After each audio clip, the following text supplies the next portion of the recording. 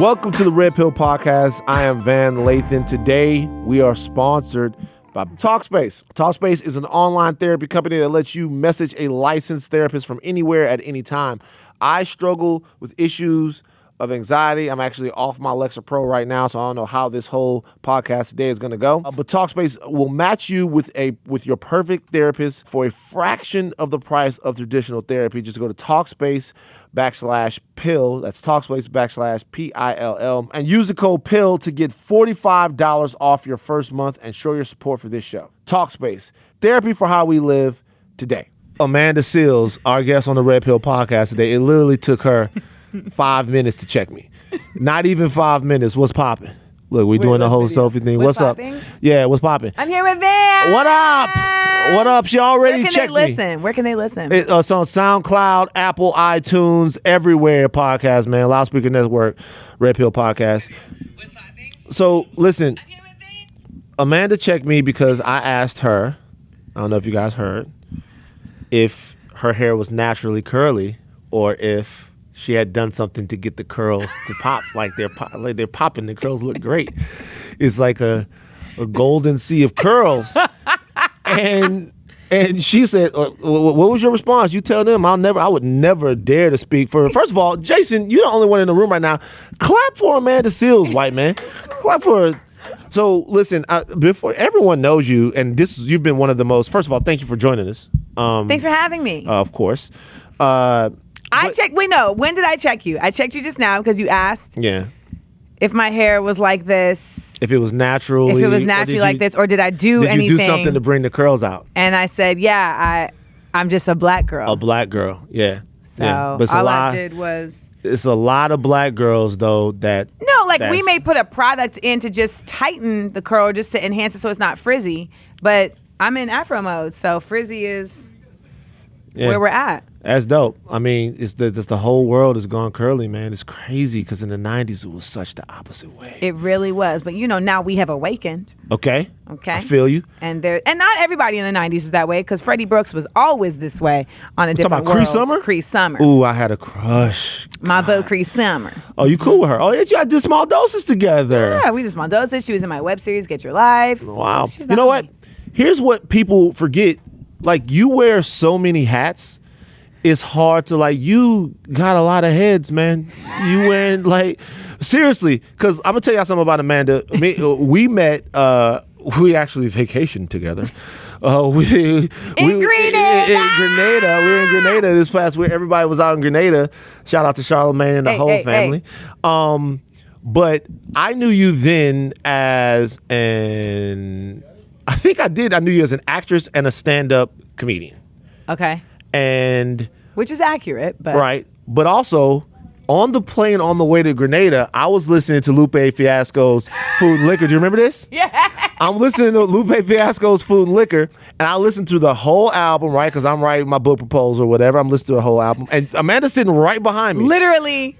Right behind me. And we've been talking, and then all of a sudden, he's doing his thank yous, and I hear, Amanda Diva. And I was like, what? I turned around he literally was like... I'll turn around like, yo, Lupe Fiasco just thanked you on this album. And I also forget that you are a musician and all of this stuff like that. I've lived a long life. You have, man. So where's the passion lie? Which one of those hats fits the best? I think it's more so that the passion lies in empowering people to change. Mm-hmm. And not just empowering them to make change for the world, but also for themselves for the better. Just empowering people to do better. Just do better. Right. And doing that through humor. Right. So, I mean, I can sing and I can rap and I've been fortunate to have gotten the opportunity to try different avenues of the arts that have, they've worked for all intents and purposes, but my passion is in humor. And just in comedy. So now it's almost like I got to try all these different things, and now that I've really nestled in comedy, they all start coming up in different ways through my comedy. And you feel like your comedy is the best conduit to actually spark conversation and get people to change? Absolutely. More so than even music, because a lot of people would say that music is a really powerful I just mean avenue. For me. For you personally, okay? For me, yeah. I'm a solid singer. I'm not the best singer. Right. You know what I'm saying? Like, I'm a solid songwriter, but I wasn't willing to go through what you got to go through in the music business to get those songs out there. Right. You know, and so it's like you also have to find as an artist, like, what's the commercial medium that's not going to kill your artistic spirit. Right. I feel you. Listen, I wanted to ask you one question because we were at this restaurant in Grenada, and half of the table, we were all down there. We at one side of the table, Charlamagne at the other side of the table, and for some reason, this restaurant decided they were going to bring drinks to one side of the table and then not to the other side of the table. And I'm not going to lie, we were willing to deal with it. We were just kind of like, okay, we're in a foreign country, you know, customs. We don't know how people, and I look over and people are getting drinks. And all of a sudden, Amanda goes, excuse me, when are you planning to take our drink orders? And from then on, she was on they fucking asses, and I was so delighted. On their heads. Because y'all were in a foreign country. Right. We were in a foreign country. You're from I there. was home. Right. So I take it personal that, like, my home is not treating you the way. Here it comes. I listened to it's coming out. It's coming out. I love it. I just was like, no, they're not coming to Grenada for this, eh? Right. So I was like, you know, ma'ams, come. We had 2 servers at our table. Right. There was no excuse. But you see, they got it together. They got it together. We just had to have in Grenada, you have to have an eye to eye. Right. Because people don't want to do that. So you have to get real, like, lock in with me. Mm-hmm. What is the plan? Right. When are the drinks coming When out? are the drinks coming? How One can punch. we make this easy for you since we are a large party? Because also, like, there's just not accustomed. Like, Right. tourism, I feel like, is more couple based than like large group based. So it's like a whole group comes in, they're like, oh God. So Well, my question based off that is, has there ever been a time in your life where you were not confident? I didn't see that one coming around the bend. Because everything about you, and we're going to talk about Smart, Funny, and Black later, and how I was just amazed at what you're able to do on the stage. Thanks, and man. different mediums of entertainment that you've done, like, and just how you are. Is there ever a time where you didn't have this penetrating confidence that it seems that you have? I mean, I think yeah, because when I went to school, I went to SUNY Purchase for undergrad, and I originally went there for acting. Right. And then at the end of the senior year, like, some BS went down that had them ask me to take a year off. And so then I had to kind of like find my way, because it was very clear, like, oh, you're going to be an actress, you're going to go to school for acting, and then this is going to happen. And then after that happened, it kind of derailed, you know, my sense of self of like what my real artistic, you know, creative purpose was. And I've always been like a very artistic, creative person. So I would say that was a little sketchy. But then I got back on that, and 2 years later I was on Def Poetry Jam. So it was it's fine. They sent a limo to the dorm. It was a whole moment. They sent a limo to the dorm. To the dorm. It was Stunning. it was a whole moment. Stunting on me like people was outside like, okay, man. Like, it was a whole thing. And then, but then I would say, every time I've gone through like the transition of like, oh, like, I really like doing this, and then you realize like it's not for you. So like that was my 20s. Like, I really was very involved in music. Like, I was like, I'm in hip hop, like, I'm doing this. But before that, I was doing poetry. And there came a point in poetry where it was just like, what is this? Like, I'm doing poetry in the back of a bar in Miami, Ohio. Nothing about this adds up to success. Like, this is not, you know. So then I had to like kind of figure out. And like, when I first started doing music, I would say that's like when I first started doing music, it was just like, are you Black? Because you have no rhythm. I could not rap on beat when I first started rhyming, like, to save my life, though. It was like, I said a hippity hop, hippity hop, hop, hop. Like, it was, I remember like crying in the booth, like, hey, Massa, get out of me, you know? And then I went through this like whole depression, 2005, where I really was just like, I don't have a purpose. Like, I graduated from graduate school, so I got my master's at Columbia in African American Studies. There you go. And I had been a VJ on MTV, and they had. That's why I first You know who you are. Yeah. So then they had dissolved MTV2's like whole staff at that point. So it was kind of like I had lived two dreams. Like I had already gotten my master's. I had dreamed about being a VJ. I did that. And then it was like, well, what now what? And so I went into this whole depression for like a whole year. And then like New Year's 2006, I was like, all right, we're done. Let's get back at it. And I was like, let me just go back to the beginning and see if I can just take a different route to get out this maze. And so I went back to the same poetry club I started at, New York Poets Cafe. And there was a band there that night. And I started doing the same poem, like a poem that I always do. And I was like vibing. Oh. And I was like, am I on right. Yeah. So it was kind of like the depression was like a cocoon. I don't know if you ever saw Kung Fu Hustle. Of course. But it was like at the end when homeboy like goes in the cocoon and then he like emerges and his Kung Fu is right. like whoosh, right. Like it's just real solid. Right. My Kung Fu came out solid. So then I was doing music for a long time, for like 7 years, and I was like in Floetry for a summer. I put out my own independent albums. Like I have like a bunch of music. Like if anyone decided to look for it, like there's hella music that I've done. Right. But I knew at a certain point that it wasn't.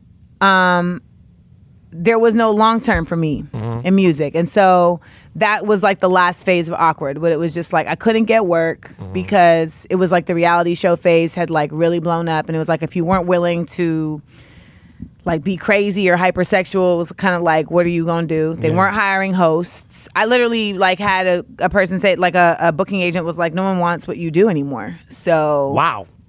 Yeah. And I was like, oh, cool. Yeah, appreciate that. Yeah. It's a good note. Yeah. That's a real Hollywood thing that you gotta say. Like in Hollywood, when you give somebody something and they fucking destroy it, you go, oh, thanks. That's a good note. That's a good note. Thank you. But it forced me to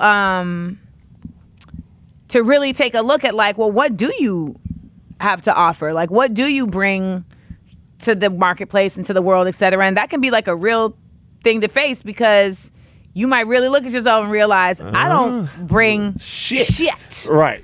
And I was like, well, I really love making people laugh, and I love singing, and I love dancing. So I wrote a one-woman show, and I decided like everyone only knew me as a host, and it was like they only knew that I could, read prompter. And so I started creating my own work. And I guess my point is that the confidence comes from always having to create my own path. Right. And so at a certain point, it's right for you. Yeah. But I'm at a point in my life where like I've just proven to myself so many times like, that I know, man, come on. that I know that like I know it's all within me. Yeah. Like, you have frustrations and but I'm at a point now where it doesn't really extend for too long where I'm like, bitch, if you don't meditate, knuckle down, and like make this work. So that extends to other parts of your life to where you're just like, I'm a sturdy character. I'm a sturdy person. And so that extends to restaurants where I'm like, okay, give me my goddamn rum punch. Take care of my people, which really is about take care of my people. Right. That's really what that's about. Yeah. I'm usually the strongest person in the group. Right. So I'll step up. Yeah. You led the tour of Grenada. Right? Literally, I had my uncle. She led the tour, and she had to no, you guys think it's bullshit. Amanda was on the microphone. Like, to your left is the waterfalls. When she took us to an old fort, we went to a fort. People we was just sitting around. It was raining, and then we get in the van, and then the next thing you know, niggas got monkeys on their shoulders.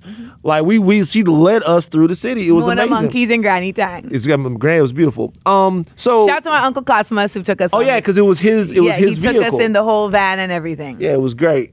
So being that you seem to have a message with your comedy and with your art, when you look out and you're delivering this message, like what frustrates you the most about what you see going on, period? Like what are you most frustrated with about how racism, or like what's your specific ministry that if you could obliterate something with your art, you would obliterate it?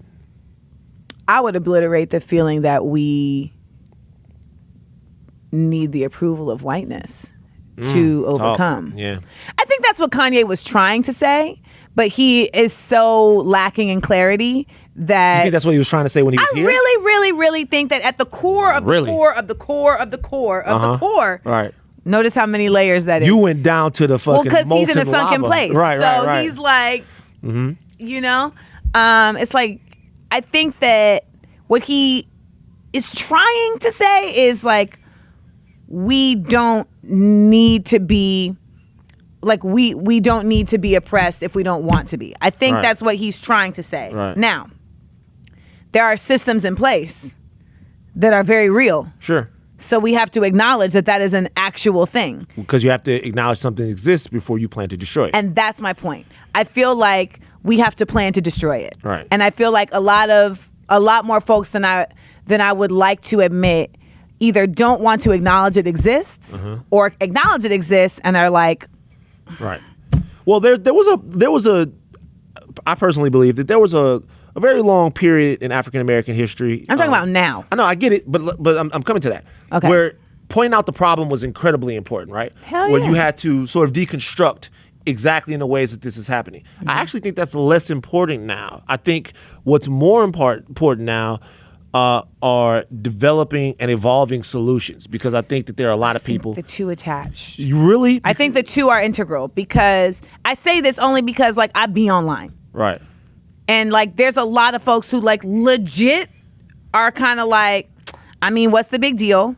You know, or that are just like, Who are those people though? I don't know. I mean, they're people in the world though. They're black folks. I'm talking about black folks. Okay, all right. Okay, they're either like, what's the big deal?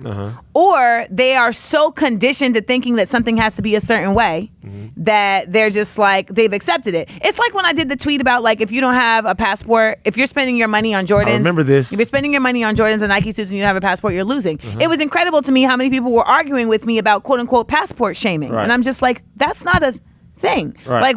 Like the fact that there are literally folks who are like, you know, it is terrible to diss black people in America for not having a passport. And it's like, you know, we have full access to getting it. And the whole point that I was making was, if you have the money for these material goods and you're not spending it on something that can actually enrich your life, then you're losing. Yeah. And there's nothing to argue. Right. There's well, nothing. also though, I think it's something. Not everybody gonna get on the ark. I know, but that's the part. But that's my point. Like when you say what upsets me, I'm just like, I want us all on the ark. I want to listen. I want us all on the ark, and it's like some folks are like, I don't believe the ark floats. Some people are like, that ain't no ark. And some people are like, I can only be on an ark with spinners. Right, right. But even in the Bible, when Noah is building the ark, God told him, "Yo, be strong. You're gonna tell everybody a flood coming, and not everybody getting on it. I know. Not everybody gonna get on the ark. I know, but you asked me what I feel you. is my thing, and I be like, it's a flood, it's a flood. Gotta and get as folks many be people as like, possible. it's a drizzle. It ain't nothing. What's like? I saw you say something earlier, and I wanted to talk about this because he's smirking as he says it. No, because when we get into it's always interesting when we get into the men versus women. Or there's no such thing as men versus women. So get that out of there. Go on. I think a lot of people would think that there is, but I'm not. I think that there's like the way that I deliver things, and there's also like the fact that people don't know me, that they think there's like a men versus women. But I mean, anyone who knows me, I'm allowed to curse on this. Yeah, nigga. Anyone who knows me knows that I love dick, and I also love men. Right. Like, because there's men who love pussy but don't love women. You know what I'm saying? Like, I love I love men. Like, I love you. Like, I love dudes that are like about their shit, that understand, that are trying to understand. Like, I have a lot of men in my life. Right. So it's not a versus thing as much as it's like a please come on the ark. Right. What do you think? Why do you think there are so many men who love pussy but don't love women?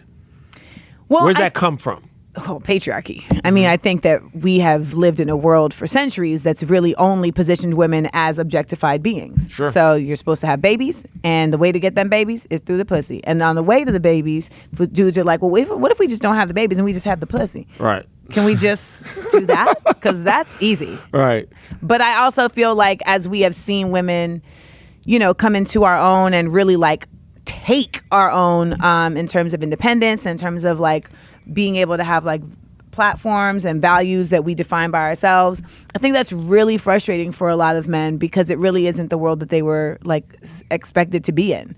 I think younger dudes are a little more open to it just because like they've had more experience of a world that has like women that are like defining themselves. Right. But I think the idea of like men like loving pussy and not loving women is because pussy don't talk back. Well, it depends on whose pussy. No, pussy snaps back. Oh, it's true. So you think that first of all, that's interesting. How do you then sort of cultivate in men? How do you love a woman? How do you love? Like, what lessons need to be taught to men so they understand how to better love? Individualism is first. I think a lot of men really do not approach women in an individual way. I think that there's really like this monolithic idea of like women are like this, women are crazy, right? Or women are loud, or black women are loud, and it's like once you approach that way, you're already losing. And when I talk on my Instagram about this type of stuff, like it's under the auspices of if it fits, it fits. Right. If it don't, it don't. If it don't apply, let it fly. If it don't apply, let it fly. But it's like a lot of times I frame things as like, hey, dudes who do this, da da da da da. Right. Women who are dealing with this, da da da da da. And it's like, I think that's the first way to start. It's like every woman is different and requires different approaches and different responses and different needs. And I've definitely I'm in a new phase of my life where I feel like because of my visibility, like I am meeting men who are clear on like, okay, you're different. Right. So they can acknowledge that. Up front. We're not fucking around. They acknowledge that, right. But then but the men I meet have yet to understand like the action behind that. Right. They're getting it. They get it, but they don't understand how they have to actually be in the real life back and forth relationship with you. How do they have to be? Like, what is it? Well, if you're dealing with an individual, right? Like, I think the reality is like who seems like she doesn't need anything. Right. So for a man off the bat, you're gonna start like most guys. Even I check myself because my father is the type of guy his lesson to me was, if you're a man in society, you must always be useful. Always. If you are a man in society, and no one relies on you, and you can't be there for anybody, you're not really a man if you're just taking care of yourself. So he's like, always be useful. So sometimes when confronted with a woman like you would think, how would I be useful to her? And that goes to what we're talking about. So I feel like the men that I'm meeting these days, like they acknowledge that I'm an independent individual. Right. But they haven't figured out how would they be useful. They know how I would be useful to them. Of course. But they don't know how they can be useful to me. Right. And they have to figure. And so now at this point, I'm like, don't even, like and a part of that is they also don't know how they're being useful to themselves. So that is the one thing that I've started to really realize. Like a lot of brothers are like, they're so, to your father's point, like they're useful to others, right. But they're not in control of like, what are you doing for self? I had a dude I was talking to, he is a genius. Like he's brilliant. He and I have similar wavelengths, etc. But when it boiled down to it, and I was like, well, what do you bring to me? And he's like, well, I can be an armor. I can protect you. I'm like, well, I don't need. Yeah, I can protect myself. I don't need that. You know what I'm saying? Like, but I'm very vocal about like what I need. I mean, I need you to be solid in you. So like, I don't want to have to help you figure out your purpose. Right. Like I don't want to have to at all. At this point, I'm 36. So like, if a nigga comes, if you come in the kitchen and he's just sketching around and all the shit looks like the Mona Lisa, you don't feel like you could go, hey, maybe you should be an artist. I feel like at this point, I'm meeting people that I would like to have already determined that. Fair enough. For real. I mean, and it's not to say that that's not, like, there's nothing wrong with that, but I'm just at a point in my life where... Because there's nothing more life-affirming than a muse, either way. There's a difference than a muse. There's something different than a muse and an enabler. And something different than, like, having to be the Sherpa to someone's journey. Right. I don't want to Sherpa your journey. Listen, if you guys didn't bring your vocabulary and your cultural knowledge, I'm just going to tell you, you're fucking with the wrong one. So get those right now. Get those materials out because Amanda is going to challenge you today. But this is the reason why. Because we're going to have to Sherpa each other on our own journey. And like, as you and the Boo know, like being in a partnership is its own journey, right? So like that's hard enough to me without like having to like figure your shit out and figure my shit out. And at this point, like if I had met somebody at a different point in my path and we were doing that together in a way that made sense, that'd be different. But now what happens is I meet folks who I'm more advanced in terms of my figuring it out, and then they feel away. Right. And that's the part, like, that there's no room for that. Like, I can't deal with your resentment or your insecurity, based on the fact that, like, I've kind of arrived in a certain place. Right. And if your shit is scattered, it's not the end of the world, but it can't create chaos in my world. I look at it like I meet a lot of guys who have a lot of dope things that they may even be framed up, but they're still in stacks on the floor. And I have a gallery wall. My shit is up. It may move around, but it's up. You can see it. And even if one falls, the whole shit don't shatter to the ground. Right. And it's like, it's just a matter of like being a grown-up versus an adult. And I say, like, adults are people who are of a certain age, and grown-ups are people who are of a certain age, but also are in control of their lives. Today's podcast brought to you by Talkspace, the online therapy company that lets you message a licensed therapist from anywhere at any time. All you need is a computer with an internet connection or the Talkspace mobile app. I myself suffer from anxiety, and I know firsthand how important it is to talk to a therapist. But let's be honest with you, sometimes getting to a therapist is an anxiety-filled ordeal of its own. Talkspace allows you to go straight to the source for a fraction of the cost that it would take for you to talk to a therapist you'd have to go to. To match with the perfect therapist for that fraction of the price of traditional therapy, go to Talkspace.com/pill and use the code PILL to get $45 off your first month and to show your support for this show. That's code PILL and Talkspace.com/PILL. Once again, you cannot scrimp and ignore your mental health. You have got to take care of that. Make sure you have somebody to talk to. Talkspace, therapy for how we live today. Do you make an effort to find common ground in relationships? What do you mean? I mean, like, okay, so let's say that you're not exactly on the same wavelength as a guy in certain... Are there other things that you and him can create together? I'm going to read you an exact text.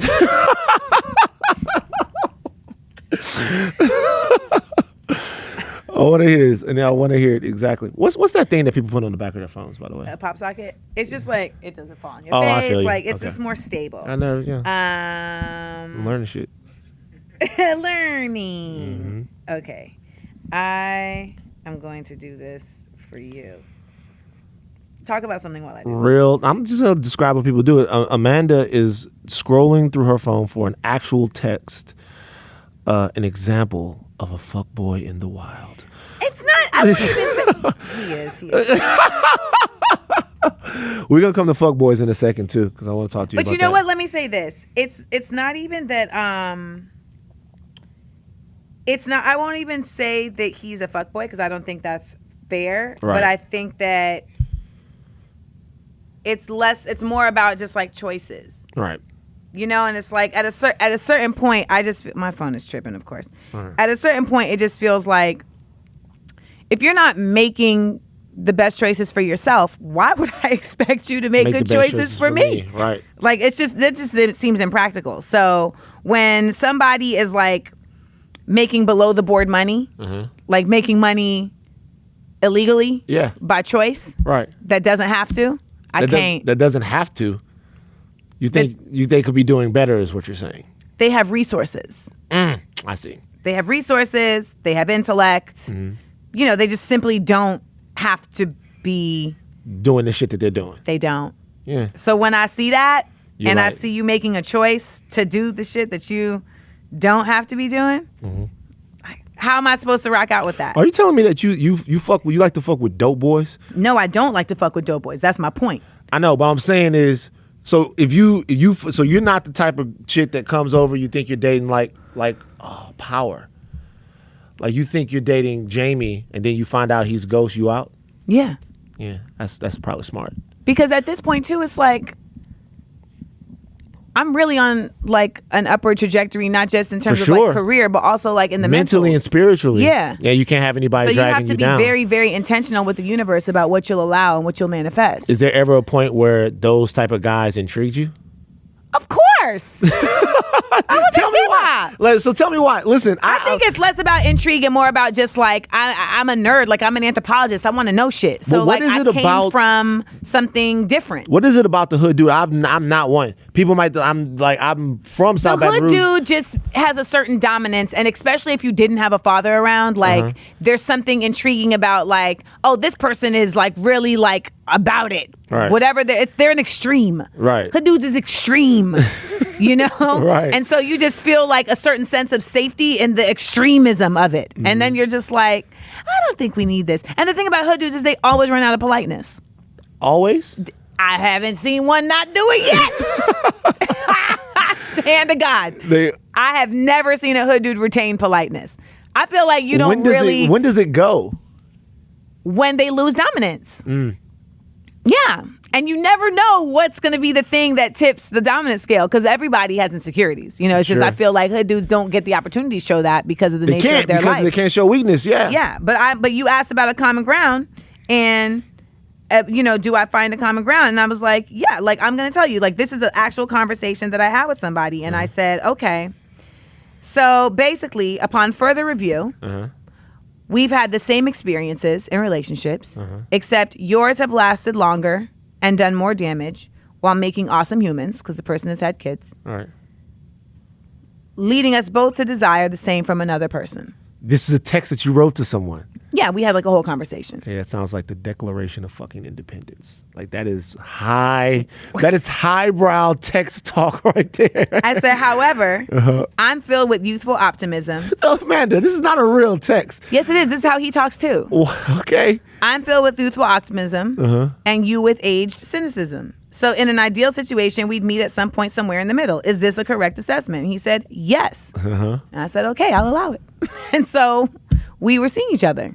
But then I found out the other shit. And it's like, I can't, when you are able to like meet me there, but then you choose to be down here, right? We can't go there. Can't go to the other spot.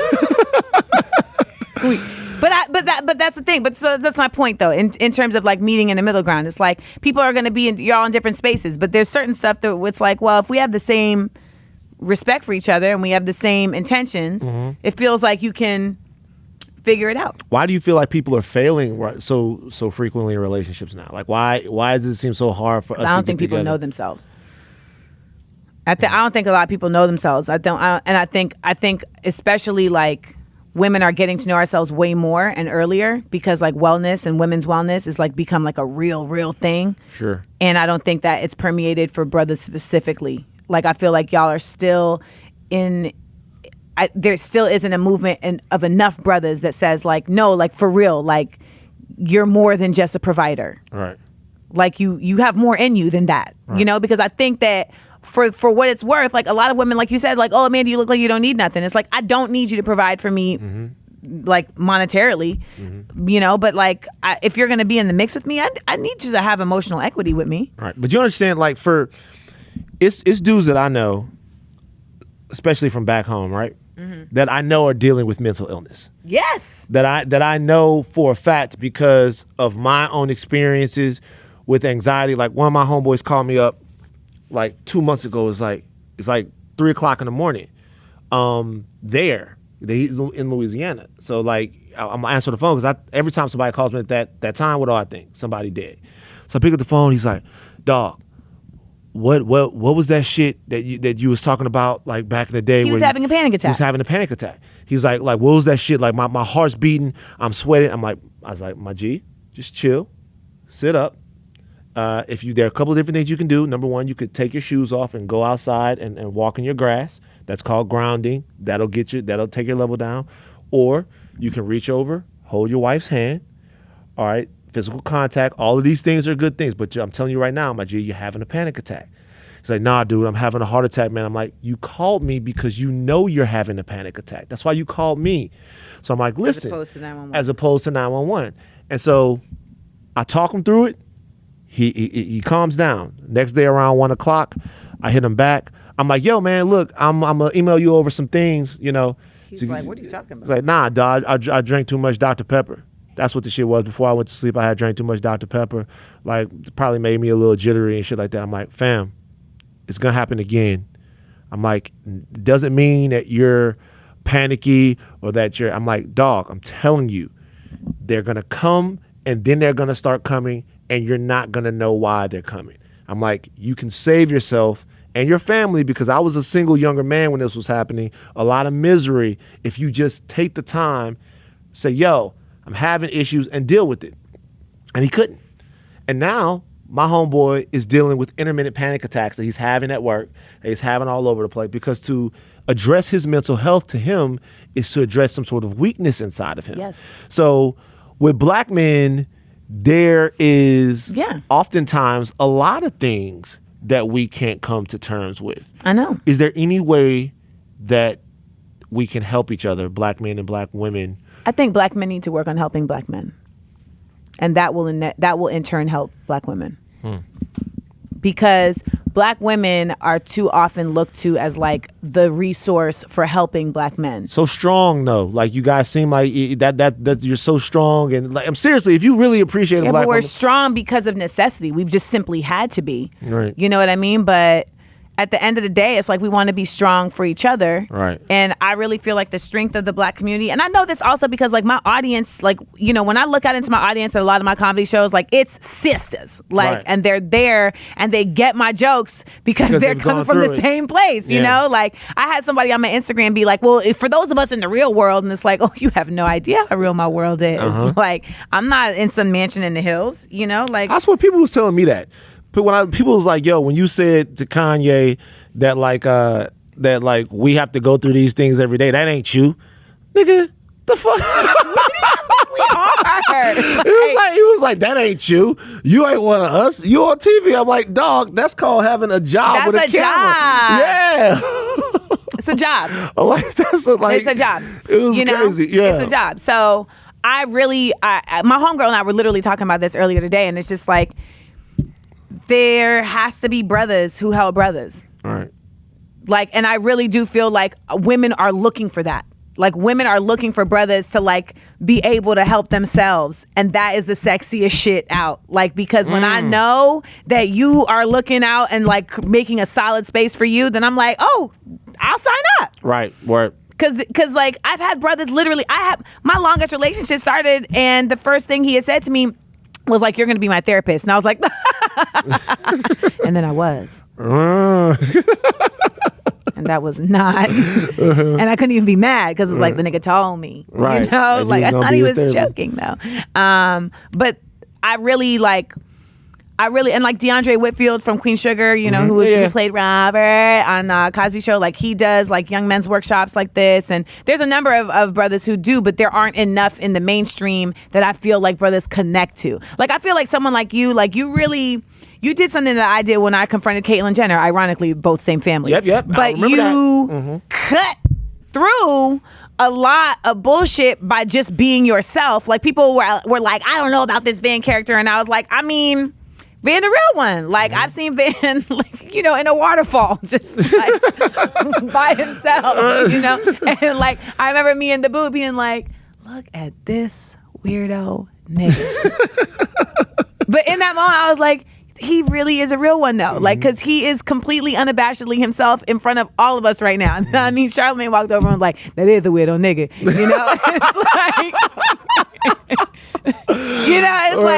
It's like, but when you like what happened when the Caitlyn Jenner situation happened was like people got an opportunity to like see me at my full self in a place where most people wouldn't be their full self. Right. And I think that let a lot of people understand like, oh, she's a real one. Like we may not like everything she say, but she's coming from a real place. So let me listen differently. And I think that you did that, and you said what a lot of people wanted to say, and you said it in a manner that didn't cancel itself out by being like, you know, extra angry or cursing. And it's not to say that would have made it invalid, but people would have used that to make it invalid. So I feel like people like yourself, you know, you position yourself in a way that people will listen to what you have to say more. And it's like brothers need each other. Yeah. And we live in a society that has not allowed that to happen. You know, and that hasn't really encouraged that. Competition. Competition. Competition is something even amongst my closest friends. Like the dude I was just telling you about, really, he doesn't want to cede any power to me. No. Even though he called me at his scariest moment in life. Can't let you have that, Playboy. Yeah, in his scariest moment in life, he doesn't want to cede any power to me. And like, it's because, you know, niggas joke and we drive, and it's always the competition sometimes. I feel like that's the old way of thinking. I'm going to be honest with you. It's not just the old way of thinking. It's a Willie Lynch syndrome way of thinking. Sure. I mean, I'm not even referencing, like, of course, we've had tribal wars, et cetera, on the continent. But in America, like, we were pit against each other. Purposefully. Like, literally, like, fight Negroes, fight niggers, right. You know? So, like, it's a different fight over here. And the reality is that, like, we at some point have to really, really, really, really, really, really take into the understanding of, like, if we are competing against each other, we are only fighting ourselves. Right. You know, like, it killed me in Black Panther when they were fighting each other. I was like, stop it! These white people are watching! Stop! I was so mad. But in that context, it's different because it's like, yeah, but we on our land and we're in our country. There's no oppressor. Right. It's us. Right. These are our things. And so that's different. But when you're letting, you know, oppression drive you to that and then keeping that going, it's like there's the only way that we really can advance is by union. And like when you see Jewish communities, like they may have they believe in themselves and their history. I never forget it. Never forget it. Somebody I work with, that I still work with, not a religious person. My first year at TMZ, see, this person's going to worship on one of the high holidays, right? And I'm like, yo, you told me a couple of weeks ago that you don't believe in God. Like, why are you going to the temple? He said, the temple is way bigger than me. He said, all of this stuff is way bigger than me. He said, I'm doing this for people that lived 3,000-4,000 years ago. And obviously that's history that we aren't able to access for a lot of things that happen, you know, because of the way we were brought over here and things like that. But at the same time, there's an understanding that the union, the things that unite them are bigger than the things that separate them. And I truly believe that. And that's why I created Smart, Funny, and Black. I truly believe that. I believe that the things that unite the Black experience, specifically in America, and if you want to add the diaspora, there is an element of that, but specifically in America, I truly believe that the things that unite us are greater than the things that break us apart. And I went to Togo and Ghana last year. If you guys don't know what Smart, Funny, and Black is, it is an amazing game show that you do once a month. Yes, it is. I feel like it's more than a game show. It's like I'm trying to find a better way to describe it than really game more show. Than that, because when I went there, I got a game show, I got a comedy show, I got church. I got church. When does this air? It'll be on Tuesday. Okay, so the next one is on the 5th, and who's going to be on it? I am going to be on Smart, Funny, and Black. Yay! By the way, every time I start to think that I'm handsome, God does something to let me know that I'm really not that handsome. So I've been thinking that I was handsome this entire time. I'd be like, shit, nigga, you look good on TV. And then she put me up on Smart, Funny, and Black against a male model. This dude is, I'm looking like Kendrick Sampson. Kendrick Sampson. I'm looking at this. I'm like, this nigga cute. I'm like, he's an activist and an actor. Yeah. I've seen. I know him well. I'm like, oh man, I thought I was gonna get up there. You could put me up next to Flavor Flav or somebody. Let me shine. Kendrick is a bad one. Yeah, you a bad one, Kate. But yeah, so But that's Smart, why I Funny, created Black, that. I created Smart, Funny, and Black because all day, every day, we're just seeing deleterious images of Black folks, and it is not something to be taken lightly. I start my day with DMs full of videos of this person being manhandled by the cops, or this white lady calling the cops on this person, or this Black woman, you know, being arrested or being, you know, charged with 5 years in prison for voting, et cetera. You know, like it chips away at you. It chips away at you, and we don't have a lot of stuff to bring it back up. We don't have safe spaces. We don't have a lot of content per se that's like put in front of us in an easily palatable way, and so.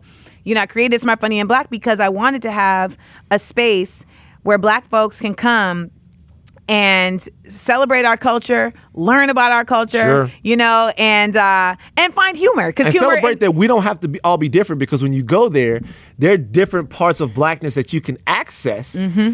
And even in those things, you think, oh, man, it's dope. We don't all have to be the same. We're not a monolith. Yeah. So there's that, but then there's also like the educational wing of it is like we're going to be having like free master classes that are, for performance and for just different aspects of being involved in the comedic space, et cetera. And I have very big plans with Smart, Funny, and Black, and I realized that I was selling it. I had sold it to True TV and I got it back. Oh, really? Yeah. So And you had an option on it? we sold it and I got it back. And wow. then we had an offer from another big moneymaker, and I took it back because I realized that in order for it to do what it needed to do, it cannot be hindered by a corporate dollar that doesn't have its best interest at heart. You got to get it on TV, though. Nah, You sure? not right now. Me and Charlamagne were talking about this, man. After I left there, I You called tell him me a place where I can put immediately. it. Tell me a place where I can put it where they're not going to tell me, where are the white people? Because I ain't found that place yet. Maybe streaming, man. That's different. That's not TV. Well, it comes on your TV. You know my point. When people say put it on TV, they mean sell it to a network. Okay, look, listen. That's what they mean. Listen. I am like, no, I want to Tyler Perry my shit. Hey, listen, I'm not I about to talk to you about. I'm just saying, I left. I sent you a text. You remember the text I sent you after I came from Sorry Funny and Black? I told Charlamagne, I'm like, yo, this chick is a fucking star. Like that was sensational. I mean, like, for real. We was in there singing Solange, man. I love it. It's like a restorative place too. It's like when you leave there, you're like, oh man, I'm so happy I was born into this thing.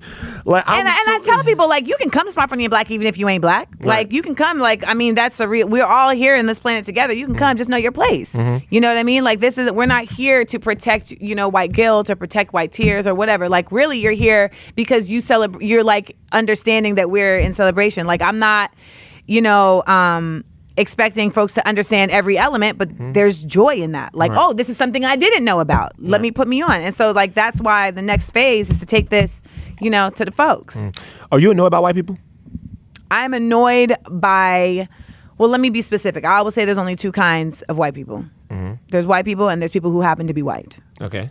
People who happen to be white do not consider whiteness to be a part of their dopeness. They understand privilege, but they also understand that they need to be more attached to ethnicity than actually whiteness. People who are white consider whiteness to be a part of their dopeness. Authority, yeah. And they don't understand that whiteness is not a culture. Whiteness is a construct created to oppress. Right. So am I annoyed by white people? Yes. Am I annoyed by people who happen to be white? No. We had Josh Denny on the podcast this past week. Did you hear? Oh, that douche. And as a comic, it's always like, because comics for the most part, like, we are an order that is rooted in common sense. Right. For the most part. Like, you got to be pretty smart to be a comic, to be a successful comic. Like, true. It's just what it is. Like, because you're processing information that you have to turn over in your head and your voice and put out to make people laugh. So when I see people like that, I'm like, bro, really? I have a question. Is the era of black patience over? Yes, I hope so. I think it's been fucking dead. And Jason over here is white, and I try to be impatient with him every day. I think that there's a lot of people right now that are asking for patience. They're asking for more, and I feel like I'm done. And there's a lot of black people asking for it. I remember when Lady Gaga put out a tweet like, people who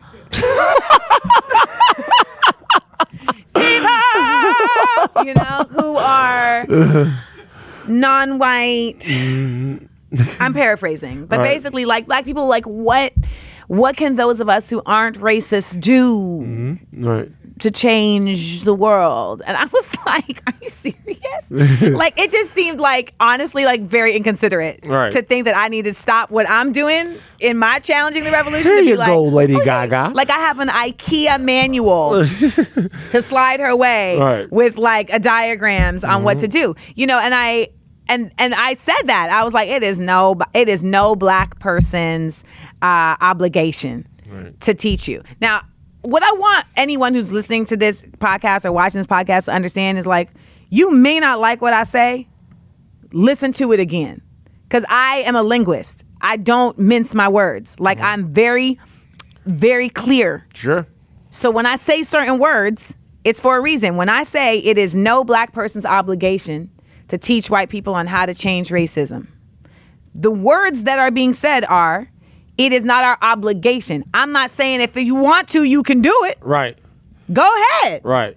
It's your choice. Sure. It's just not your obligation. You don't have to. You don't have because to. there's a lot of energy to be put other places, and we got to do that first. And to think that we are supposed to really be like, adding on to all of that, like, and we also got to help white people fix the shit that they created. Chill. No. We also got to help white people fix the shit that they benefit from. Because I know some of y'all were like, well, I didn't create it. Right. But you benefit from it. Right. You know what I'm saying? And then the real is that we can't even get in the spaces that we need to really be effective there. Can't. We can't even, we don't, yeah. So what we need to do, get your people. Yeah. I want a line of shirts just for white people that say, get your people. Get your people. Get your people. Now, I have to come to another triggering part of the discussion. Oy. Fuck boys. Tell me about them. Tell me about fuck boys. I mean, there's fuck boys, and I call them trife gals. I mean, they both come from... There's fuck boys and trife gals, and they both just come from a space of selfishness. And that space of selfishness is coming from a place of fear. Right. You're afraid to know yourself. So you just do whatever the fuck you want to distract you from having to actually face the fact that you ain't got shit to offer nobody. Wow, she says it and she kills you with that. Look at her address the camera right there. Do you recognize them when you see them? Or because a lot of women seem to have problems. A lot of women and men seem to have problems identifying the fuckboys and the trife gals when they see them. Because and when it's too deep in, yeah, now they've already been fucked or trifed. I think it's so pervasive, and I think at the end of the day, like, folks really do want affection and attention, and the phone has made what that is like so different. So like, once upon a time before these phones, like, it was very clear to know if someone was genuinely interested. Like, it was a lot easier to prove that because you had to exert effort. Right. You have to like call me. Right. And if I don't answer, you have to like call me back. Right. You know what I mean? And then like in order to or you had to know, I tell my little brother this. If I called somebody and I didn't get them at home, I had to then also know their work number. So I had to know that she's working at Spencer's Gifts. like you know what I'm saying? 579. Yeah, 579. So I didn't have to know. Now we don't know one number on somebody. But I used to have to know 2, sometimes 3 numbers if you want to. Because if not, I could get you at your homegirl house or your grandma's house. Because these are all places we have conversations. So now it's very, very, very difficult to know like how much someone is really invested, because if they lose their phone, they lose you. And it's like, it don't take nothing to text somebody. Right. Do it when you're bored, just to look at your screen. You can literally be jacking your dick and texting somebody at the same time. See? So, I mean, this is a fact. So I think that's also like messing people's trust, you know, because then we have all these like secret alcoves online where you can hide shit and, you know, whatever. So I think that when it boils down to it, it's like, I call it text security. Like, not 2 words, 1 word. It's like insecurity, text security. Like, you have to have a certain level of security in the fact that you live in the tech world now. So like, folks be like looking through phones, wanting to have passwords, shit. Like, you have to have a certain level of tech security to be like, I don't need to know. Right. You know, it's fine. Oh, you liked her photo? That's fine. Does shit like that bother you? It depends, the pervasiveness of it, like how constant. Like, it doesn't bother me that dudes follow chicks with fat asses. Like, I'm like, great, do that, because I have a proportional booty. So whatever you need to do, you know, like, it's fine. Like, I've been told that my booty is pliable, and that's like a really great asset. But what do I know? So I feel like, you know, there's just a lot of ways in which people feel like they don't know what things are. Like, we have you get emojis, you be like, what does this mean? So that's why I really be trying to encourage like folks, on my Instagram to like create standards for yourself of like what makes sense. Like I know for me, like we're not gonna do this digital shit for too long. All right. You know, like there's someone who like we're super cool, like we've like connected digitally thing Thanksgiving. Right. It is June next week. Yeah. And this person has not made it their business to meet me in person. It's like we're cool. Right. But like even on a homie level, I'm like, we gotta at some point. if we're not gonna share interact in a energy. real way, Yeah. stop it. Right. Like, because I feel like the real energy thing, the human thing is real. And I think, so to your point, I think that a lot of people don't realize it because they're not getting a lot of human interaction. You know, like when you have a real human interaction, you can feel real in a realness in a different, and fakeness. Right. In a different way than on your phone. And like when people can kind of string you along on the phone, you kind of can hang on a little longer, and then you're like, oh wait, and then by the time you get to the human interaction, you're already like, I like them, and you know, they got a big old dick, whatever. You know, I mean, I've had to turn down. I mean, I've grown. Yeah. I've grown. What does that mean? Because I turned down a big old dick. I turned it down. You turned it down. How did you know you turned it down? At what point did you turn it down? I mean, I had synced it. Right. Like a 27 in Zenith. Believe it. And you turned it down. It was hard. I can tell that it's still bothering you. It Look, is. you're accessing the emotions coming out right now. It is bothering me. Are you having second thoughts? No. You're not. No. Why'd you turn it down? Because you knew he was a fuckboy? So this is interesting because this type of self-control is the self-control that all must learn, right? Because sometimes there is a beautiful woman in front of you or whoever, and you know that it's not the right thing for you, but it's very difficult for a lot of guys to prioritize how good someone is going to be in their life shall I say, how good they actually look. Everybody want to feel good. And that's just not paramount. Everyone wants to feel good like right now. You know, and it's like sometimes like you have to forego feeling good right now for feeling great later. I was going to play a game with you where I was going to ask you. What's the game? It was like a list of celebrities and you had to tell me who the fuckboy is and who's not. Oh, probably all of them. Go ahead. You want to play? Mm-hmm. All right. I'm not going to do anybody. Because one day I'm going to write a book called Your Favorite Rapper is a Lame. That's a fucking fantastic book. Your Favorite Rapper is a Lame. Because you know. Before we get to the game, what did you think when Kanye put out I have to ask you about this. The doopa-dap boop-a-dippy? No, forget about that. When Kanye, when Kanye put out, Kanye West tweeted a list of people that he had searched. And the only reason why I didn't bring this up earlier is because sometimes when people hear me talk about the Kanye, they go, oh, he talking about Kanye again. But I have to ask Amanda about this. Kanye put out a list of people that he searched. And I guess he was searching these people to show that he's seeking knowledge. He's seeking knowledge, that he is wide open to all different perspectives. And it's not just Candace Owen. Your name was on that list, along with the homegirl Angela Rye, Tommy Lahren for some reason. Tamika Mallory, all of those unbelievably gifted and important women. Your name was on that list as well. What did that make you? How did that make you feel?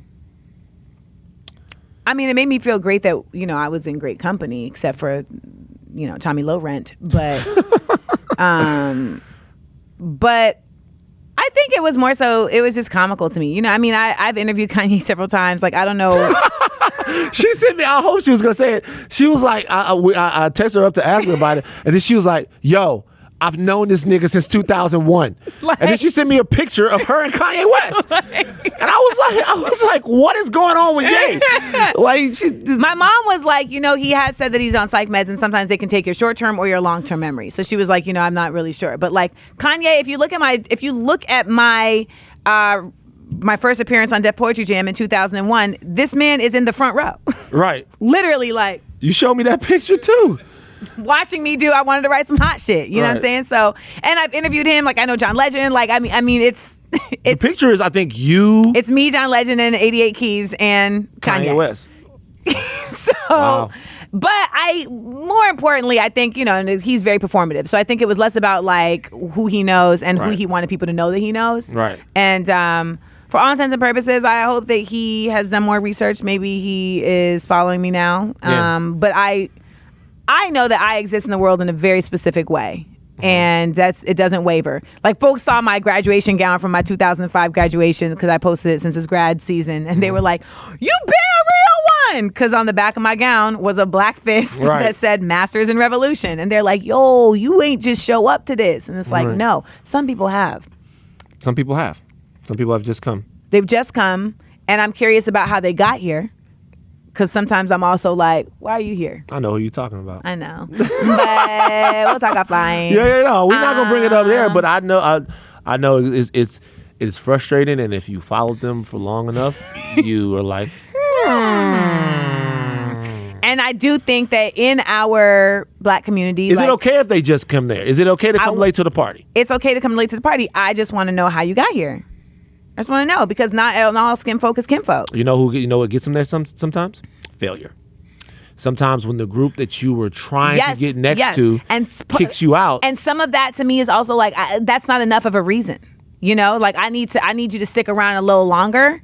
Like, you can't just show up because you didn't get love from over here and then be like, oh, we're awesome now. Like, I need you to be at the... Like, basically, it's like you don't get to come to the front of the line and get the plate. You need to serve some food first. Sure. So the game, list of people I'll have. I want to know whether or not you can read fuckboy on these people. I'm not going to ask anybody within our circle. I'm just going to ask people that you know.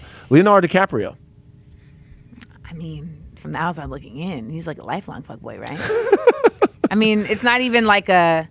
Even like a not even a sinister type fuckboy. Just like I always say that, like, wherever people got their money at, it's kind of like where they arrest at. You know what I mean? Like, Leo's been Leo forever.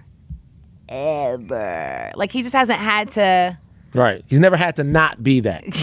Right. And that's an anomaly. You know what I mean? I mean, Leo is Leo. Still, but he's like still the fuckboy you love to love. I get it. Yeah. Bill Clinton.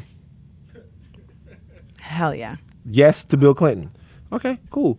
He put his whole shit in jeopardy for some pussy. What whole shit? His marriage, his presidency. Oh, the presidency, yes, he did put it in jeopardy. For I don't know. Sometimes I think that guys make his daughters like your daughter then has to like deal with that. You know what I'm saying? Like, it's just selfish. Right. Fuckboyness is all about selfishness and narcissism. Future. That's Sierra. All right, I feel like these are easy. I feel like I didn't give you any hard ones. What about Safari?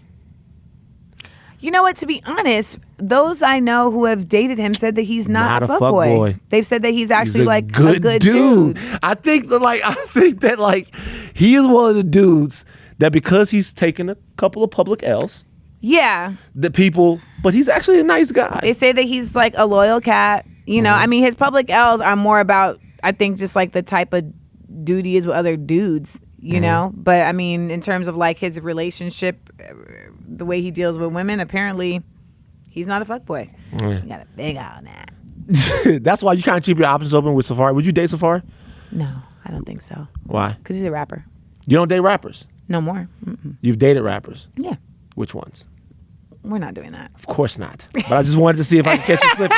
Like, this is what you do. But I've dated rappers who can really rap. Yeah, and that's important. I know these niggas, and they can really rap. I know these niggas. So listen, when Amanda says something, she means it. 50 Cent, fuckboy or not? He's just a Cancer. He's like, really? Oh, he's such a Cancer. We're just very sensitive, and male Cancers are like, I'm tortured. What's the worst sign to be? I think it depends on what sign you are. Like, for me, Aquarius, I want no parts of you. Male Aquariusness, I don't want nothing to do with you. I'm an Aries. What am I? We're cool. Everybody's cool? You're stubborn, but you know that. I'm very stubborn. Listen, here's the deal. 50 Cent, fuckboy or not? I don't know. I mean, don't hit you because I'm trying to remember some 50 verses. Don't think I won't hit you because you're popular. I got a 490 Ruger to pop at ya. 03 was a year, boy. 03. There's never been a rapper hotter than 50 Cent in 03. Summer 02? Summer 02? Everything. I was buying Cutmaster C mixtapes.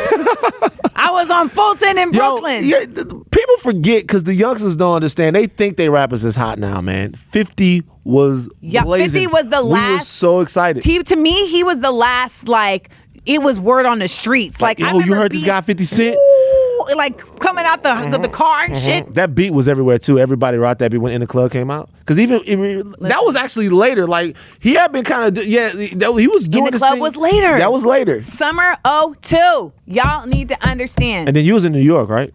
Yes. So then it was really on and so popping real. then. Summer '02. I distinctly remember being like, I have to know all of these raps. And I remember Christmas. That Christmas is when In the Club came out. I came home. I came home to Orlando, and then I went back to school. And when I got back to school, my homegirl Audie, what up? Audie picked me up at JFK, and she just kicked the passenger door open, and it was bum. Go here. And I was like, oh my God, what? These are my suitcases. Oh my God, what is this? I literally heard 4 seconds of it. 4 seconds was of over, it. And that was it. It was curtains. That was it. It was curtains. It was a whole Dre's illest beat moment. ever. Dre's illest beat ever. Last one, and you get to make the final. Me and my brother argued about this one. Drake? No. Ooh. Absolutely. Who? Wait, no, I wasn't even going to ask about Drake. Is Drake a fuckboy? Absolutely. Absolutely. Why absolutely with Drake? He seems like a nice guy. He got you too. Listen, how could Drake not? First, Drake just made a. Wait. Drake just made a song for you guys, for you ladies. Nice for what? So fuckboy tactic. Is it? How is that a fuckboy tactic? It's pandering. I know it's pandering, but with a good message. Listen. There's no wrong reason. There's no wrong reason to do right. I always say that. There's no wrong reason to do right. But I've always felt like Drake was a fuckboy because he is always in songs like basically like telling women like you owe me for looking out for you. Like you owe me for doing it. Remember when I took you to get your LSAT? Remember when I picked you up from the airport? Remember when you were running out of Tide and I had Tide and I was able to wash your clothes?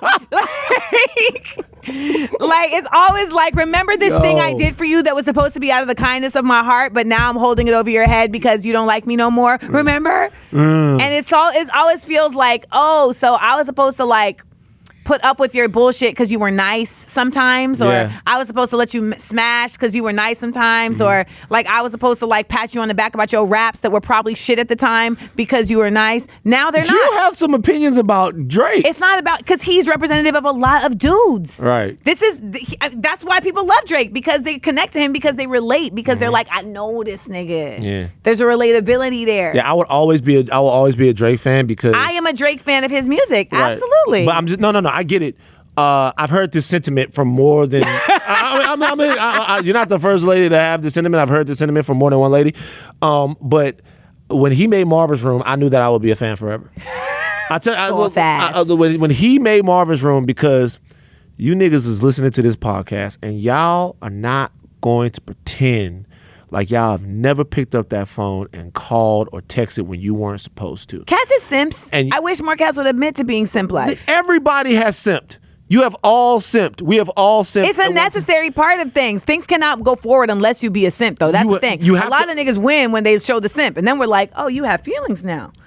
Yeah, and some guys simp in violent ways. They let their emotions take them to a place where they can't control. Did it? Yeah, someone simped at an airport. I was so happy that wasn't LA, because y'all would have caught it.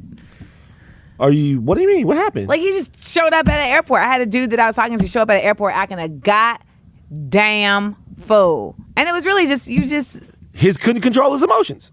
But sometimes men's emotions can be dangerous for women. Majority of the time, right. Men's emotions. That's literally been like the whole world. Right. Men's emotions. Oh, like when a man kills a woman because she doesn't like him, that's emotions. Right. You know? And when Drake actually confronted him, I felt like less of a simp. Y'all, we're not going to take up all Amanda Seales' time today. I do want her to talk about Small Doses before we leave, though, because that is her podcast. That is my podcast. Small Doses is my podcast. I call it Self-Help from the Hip. Every week we pick a theme. So we've had like side effects of fuckboys, side effects of insecurity, side effects of Drake, side effects of being from the West Indies, side effects of being a black woman, side effects of being a black woman in Hollywood. Like we have different side effects every week, and we have a guest on, and I break it down in different segments, and you're going to do the show. Sure, of course. And you can listen to it anywhere where podcasts are listened to. Before we do that, we're going to do Smart, Funny, and Black, though. That's got to come to that. What's the date on that? June 5th. June 5th, Smart, Funny, and Black. Right here in LA at the Roxy. Tickets on sale at smartfunnyandblack.com. And they got food, too. The last time I went there, I didn't realize that they had food, but they got food. So, it's like they have a lot of fried chicken there. So if y'all want to come, you get in touch. Amanda, you are such an impressive talent. I am so happy that you made it here. Amanda made us wait for this podcast. She was one of the first people. And she was like, it depends on what time, nigga. I'm busy. That's not. I was filming season 3 of Insecure. Oh, excuse me. See how she's stunning on me again? And I'm writing my book. Oh, stunt number 2. Stunned number 2. She stunned when she pulled up here in that Mercedes Benz, a one of one. Tell people about the Benz real quick. I don't speak. I don't All right, white people, give it up for Amanda Seals, man.